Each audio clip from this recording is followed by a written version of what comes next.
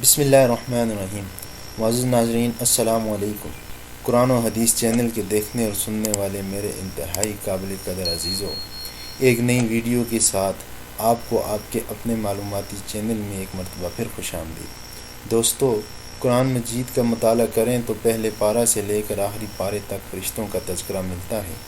فرشتے کیا ہیں، کس چیز سے پیدا کیے گئے ہیں، ان کی تخلیق کا کیا مقصد ہے اور انسان سے ان کے تعلق کی بنیادیں کیا ہیں، یہ سب باتیں اس ویڈیو میں جاننے کی کوشش کرتے ہیں۔ ناظرین، بحیثیت مسلمان فرشتوں پر ایمان لانا اور ان کی موجودگی کو من و عن تسلیم کرنا اسی طرح ضروری ہے جس طرح قرآن مجید نے اسے پیش کیا، کیونکہ مشرکین مکہ بھی فرشتوں کے وجود کو تسلیم تو کرتے تھے مگر وہ انہیں اللہ کی بیٹیاں تصور کرتے تھے، جبکہ قرآن مجید نے ان کے اس تصور کی نفی کی ہے۔ فرشتوں کے وجود کو تسلیم کرنا ایمان بالملائکہ کہلاتا ہے، جو کہ ایمان کے بنیادی جز میں شامل ہے۔ تو ناظرین، پہلے ہم دیکھتے ہیں کہ قرآن کریم میں فرشتوں کے وجود کے بارے میں کیا ارشادات بیان ہوئے ہیں۔ سورۃ البقرہ میں آیا ہے کہ ساری اچھائی مشرق و مغرب کی طرف منہ کرنے میں نہیں، بلکہ حقیقتاً اچھا شخص وہ ہے جو اللہ تعالیٰ پر، قیامت کے دن پر، فرشتوں پر، اللہ کی کتاب پر اور اس کے نبیوں پر ایمان رکھنے والا ہو۔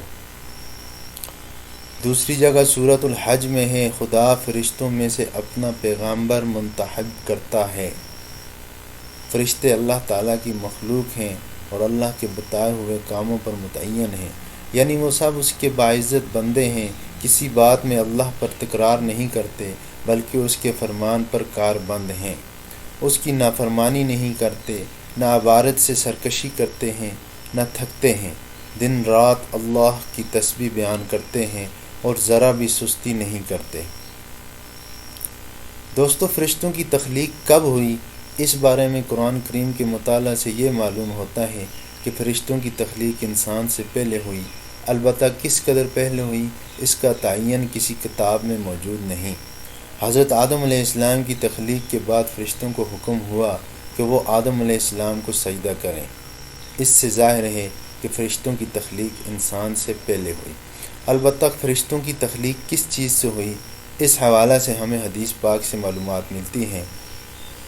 صحیح مسلم کی روایت ہے، ام المومنین عائشہ رضی اللہ عنہا سے مروی ہے کہ رسول اللہ صلی اللہ علیہ وآلہ وسلم نے فرمایا، فرشتوں کو نور سے پیدا کیا گیا، جنات کو آگ اور آدم کو اس چیز سے جو اللہ تعالیٰ نے تمہیں بتایا ہے، یعنی مٹی سے۔ فرشتوں کی قد و قامت اور جسمانی شکل و صورت قرآن و حدیث سے معلوم ہوتی ہے۔ روایات میں آیا ہے کہ فرشتوں میں بھی بعض چھوٹے ہیں، بعض بڑے، کچھ کے 2، کچھ کے 3 اور کچھ ایسے بھی ہیں جن کے 600 بازو ہیں۔ مسند احمد کی روایت کے مطابق رسول اللہ صلی اللہ علیہ وسلم نے فرشتوں کی عظیم جسمانی حیت اور قد و قامت کو بیان فرمایا ہے۔ عبداللہ بن مسعود رضی اللہ عنہ سے مروی ہے کہ رسول اللہ صلی اللہ علیہ وآلہ وسلم نے جبرائیل علیہ السلام کو جب ان کی اصل شکل میں دیکھا تو ان کے 600 پر تھے، ہر پر نے افق کو گھیر رکھا تھا، ان کے پروں سے مختلف رنگ کے ہیرے و موتی بکھر رہے تھے۔ ناظرین، وہ فرشتے کیسے ہیں جنہوں نے عرش کو اٹھایا ہوا ہے؟ جابر رضی اللہ عنہ سے مروی سنن ابی داؤد کی حدیث میں رسول اللہ صلی اللہ علیہ وآلہ وسلم نے فرمایا، مجھے اجازت ملی ہے کہ میں عرش کے اٹھانے والے فرشتوں میں سے ایک فرشتے کا حال بیان کروں جو عرش کو اٹھائے ہوئے ہیں۔ ان کے کان کی لو سے ان کے مونڈے تک کا فاصلہ 700 برس کی مسافت کے برابر ہے۔ معزز ناظرین، سب سے عظیم و بڑی مخلوق رحمان کا عرش ہے۔ اللہ تعالیٰ نے عظمت کو عرش کی صفت قرار دیا ہے۔ اللہ تعالیٰ نے عرش کا مقام و مرتبہ بڑھانے کے لیے اسے اپنی نسبت بھی عطا فرمائی، یعنی رب العرش العظیم اور ذو العرش المجید فرمایا۔ عرش کو اٹھانے کے لیے اللہ تعالیٰ نے 4 بڑے بڑے فرشتوں کی ڈیوٹی لگائی ہوئی ہے۔ یہ فرشتے ہر وقت اللہ تعالیٰ کی تسبیح، ثنا اور مومنوں کے لیے استغفار کرتے رہتے ہیں۔ فرشتوں کے اعضاء جسمانی کا ہمیں مختلف آیتوں اور حدیثوں سے پتہ چلتا ہے۔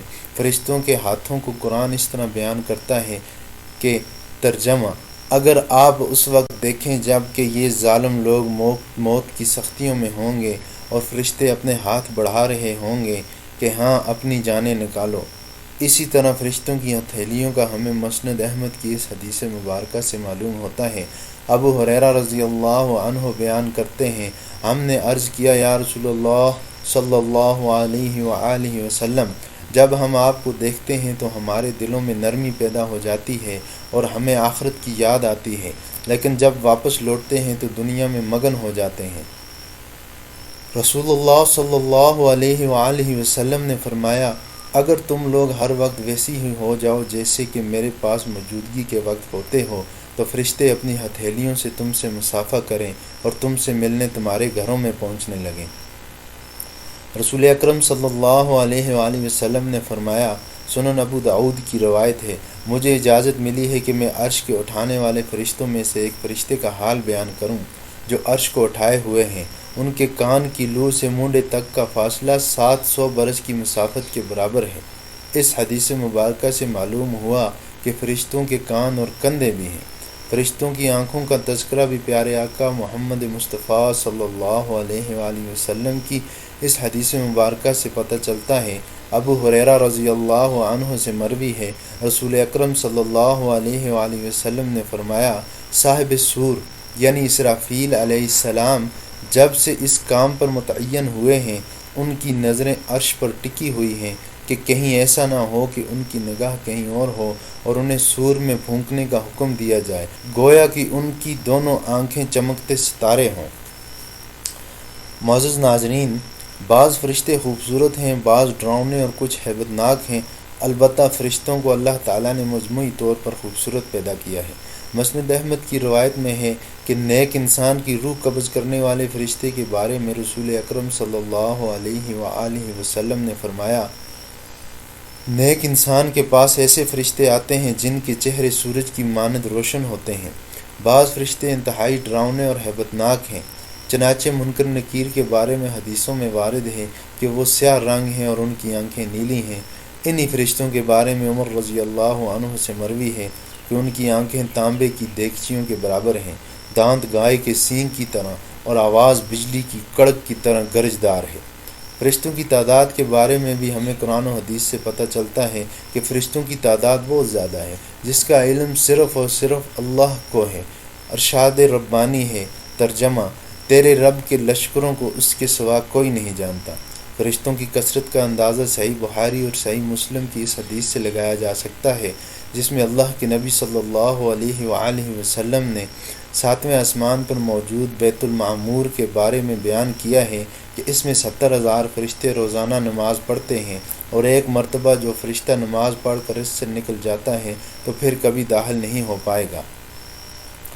سنن ترمذی اور سنن ابن ماجہ میں ابو ذر رضی اللہ عنہ سے مروی ہے کہ رسول اکرم صلی اللہ علیہ وآلہ وسلم نے فرمایا، آسمان چرچرا رہا ہے اور اسے چرچرانے کا حق بھی ہے، اس وجہ سے کہ آسمان میں کہیں 4 انگلی بڑھ کر ایسی جگہ نہیں ہے مگر اس پر کوئی نہ کوئی فرشتہ اپنی پیشانی رکھے ہوئے موجود ہے۔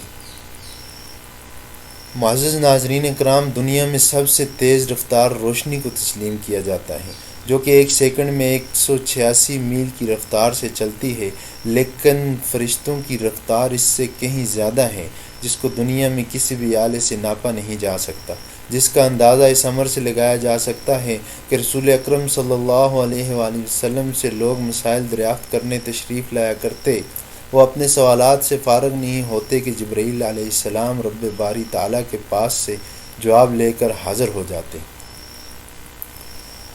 تو ناظرین کرام، اب ہم آتے ہیں فرشتوں کی پیدائش کے مقصد پر۔ ناظرین، ہمارے آج کے عنوان کا پہلا حصہ مکمل ہوتا ہے، مزید انشاءاللہ اگلے حصے کی ویڈیو کے ساتھ پھر آپ کی خدمت میں حاضر ہوں گے۔ ویڈیوز کو لائک کریں، شیئر کریں، سبسکرائب کریں اور گھنٹی کا بٹن ضرور دبا دیں، اس سے ہماری اور آپ کی جانب سے حوصلہ افزائی ہوگی۔ اور اپنا بہت سارا خیال رکھیے۔ مجھے دیجیے اجازت، فی امان اللہ، اللہ حافظ۔